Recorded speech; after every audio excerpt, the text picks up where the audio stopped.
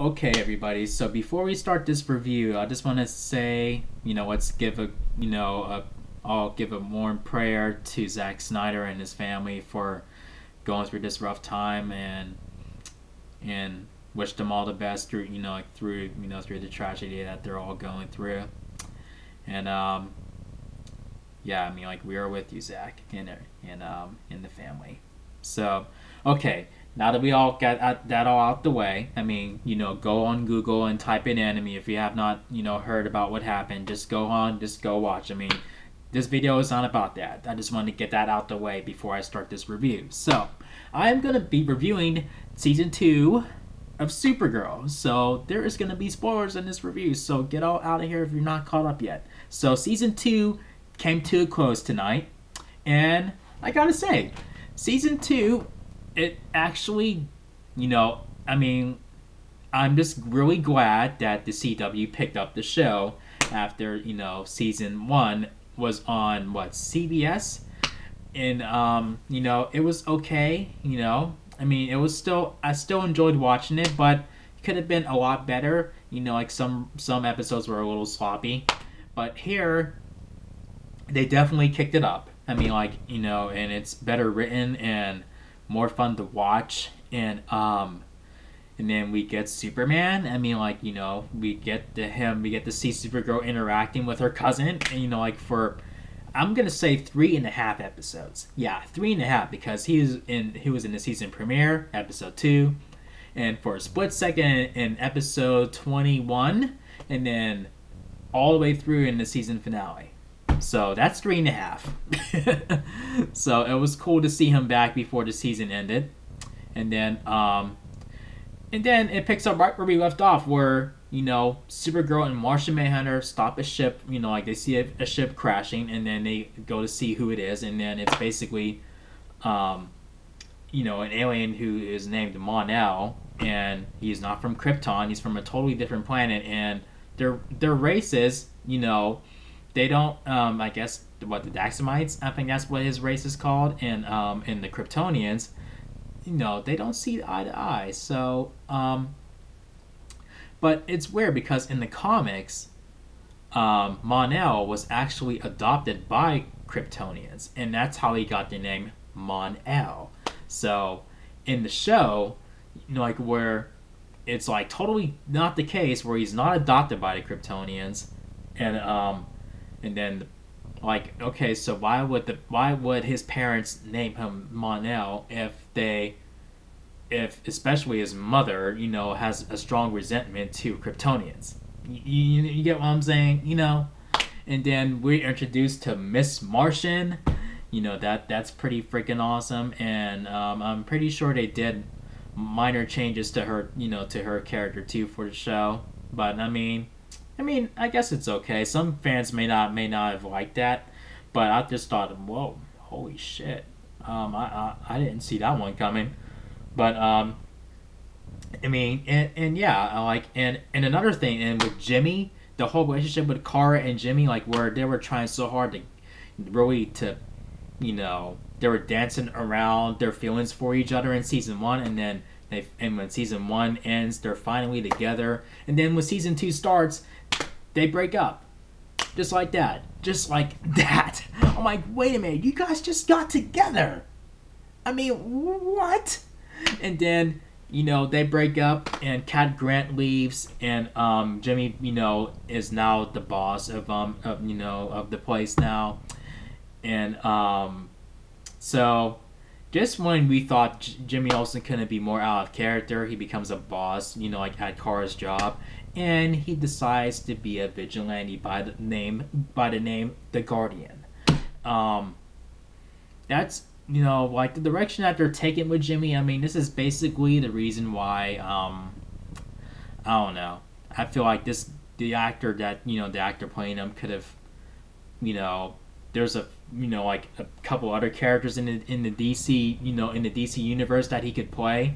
I mean, not just Jimmy. The only aspect he has of Jimmy is that he's a really likable guy.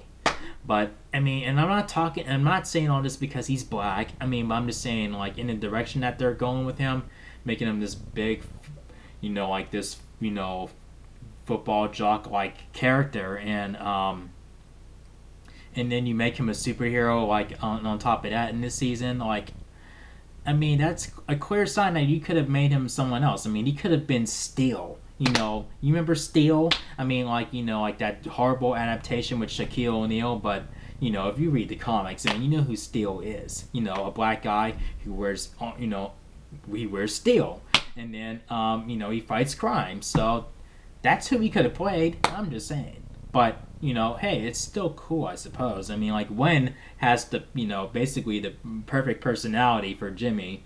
As if you're aware of the history of Jimmy Olsen, I mean, I've said that in season 1, but anyway, and so since you know, Kara and Jimmy are no longer a thing, now Kara and Mon-El are a thing. I mean, I see the chemistry there, but I didn't really expect them to be a couple. I thought they would just kind of flirt with each other and just flirt with the idea of it.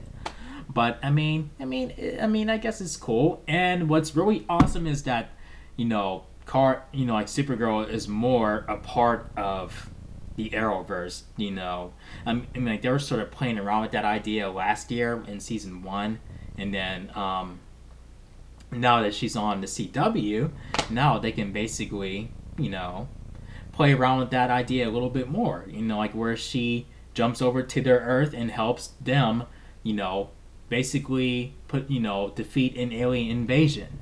And that was pretty cool. And then they were on that god awful musical episode where she guest starred on The Flash, and oh gosh, I mean, it's not as cringy as I thought it was gonna be, but just ugh.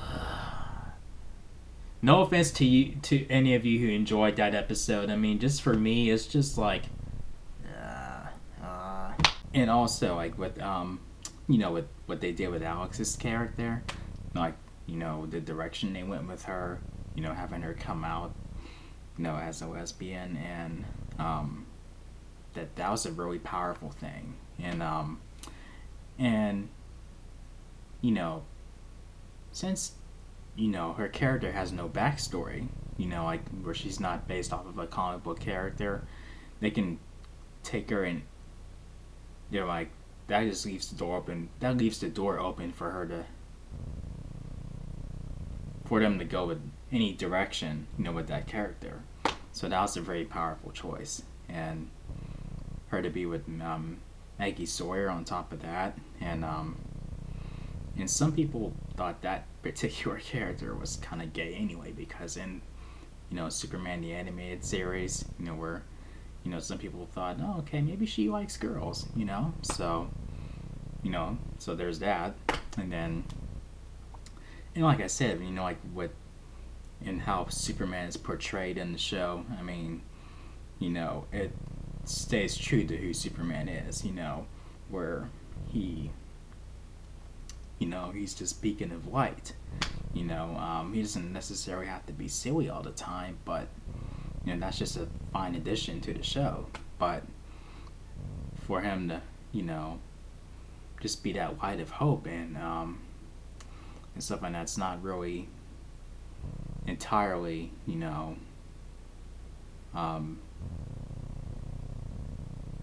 not, you know, like portrayed, you know, like the way it should be in the movies, you know, with Man of Steel and Batman v Superman, and I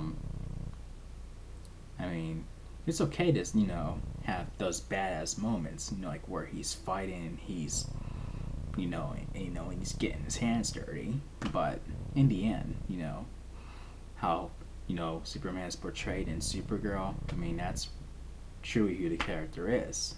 But this season was pretty damn good overall, and I'd say the first half of season 2 was more, you know, more compelling. Season 2 was like kind of like all over the place, you know, but and then Lena Luthor is in the play, and Lillian Luthor is in the play, and then I mean, they're hinting at Lex Luthor, and then there was this article about General Zod coming into season, you know, before the season was over, he was gonna, you know, play a role in the season. I thought he was gonna get out of the Phantom Zone or something, but no.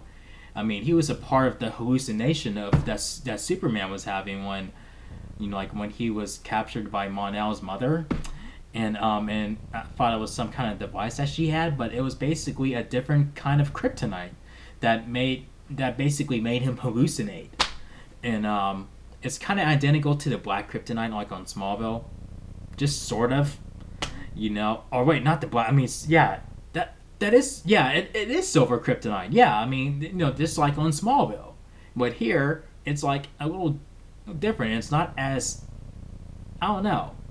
It is. I mean, it kind of plays with Superman's mind a bit differently than it did with Clark on Smallville. Yeah, black kryptonite, split, the good and bad parts of you apart in Smallville. Silver kryptonite is where it messes with your head. Like where it makes you hallucinate, it makes you see things that are not really there. It makes you think people are saying things that they're not really saying. But that's what it's doing. But and yeah, I mean, I almost thought for a second that Mon-El was gonna bite the dust because Supergirl had this weapon that was gonna unleash lead in the air that basically is like toxin to Mon-El and his race and the Daxamites. I mean, like if I've said that wrong, please forgive me. And so his mother dies and everybody else has to vanish, and then he is forced to leave Earth.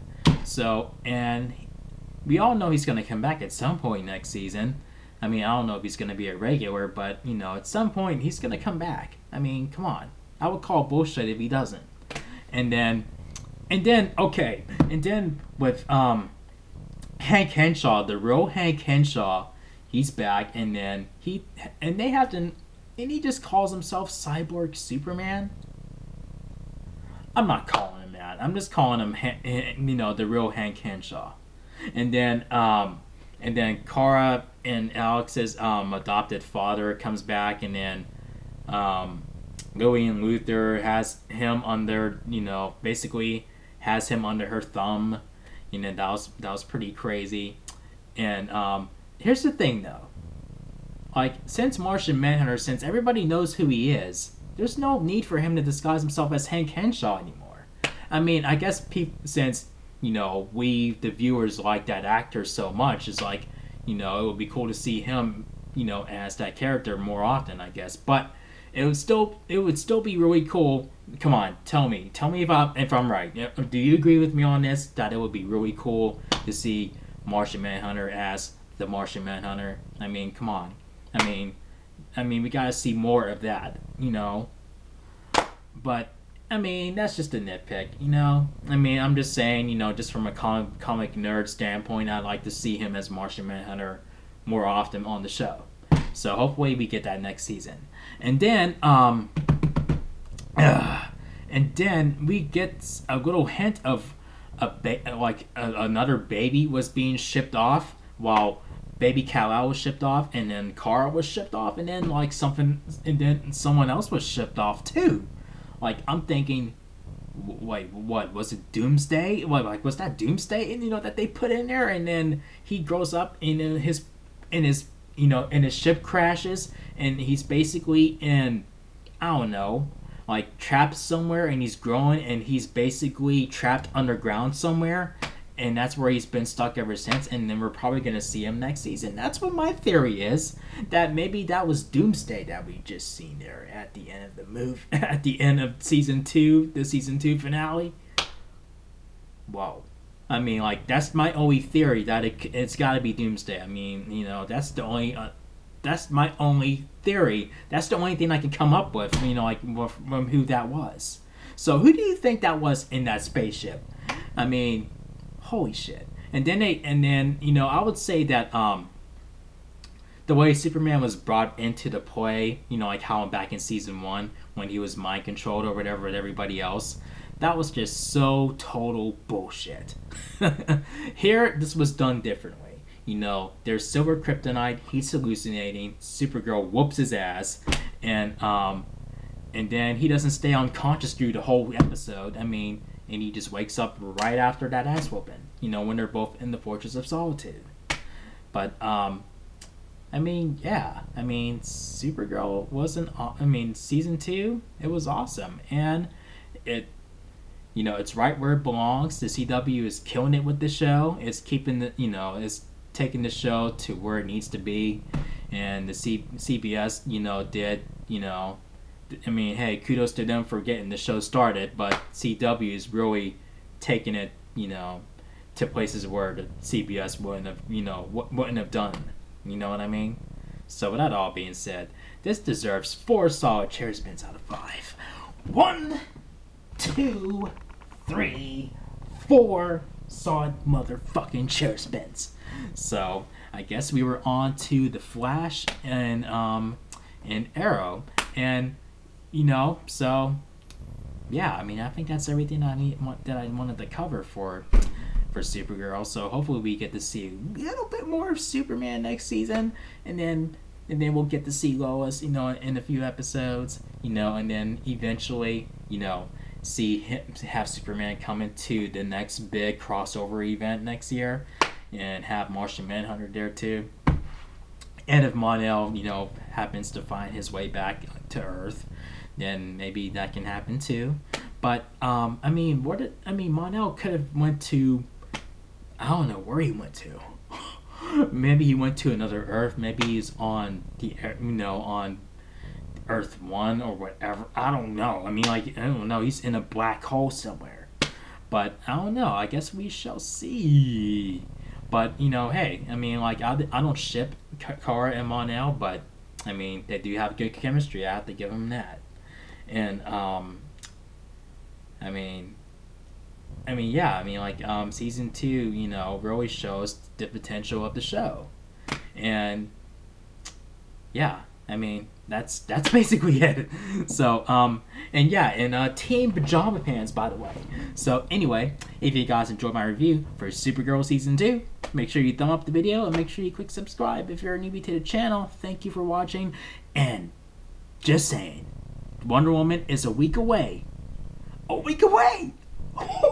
I mean, and the reviews that I'm hearing about it so far, they're all positive. Yes, I am counting on. I think it's going to be the best DC movie, or the best movie in the DC universe. So anyway, yeah, I'll see you guys in the next video. Peace out.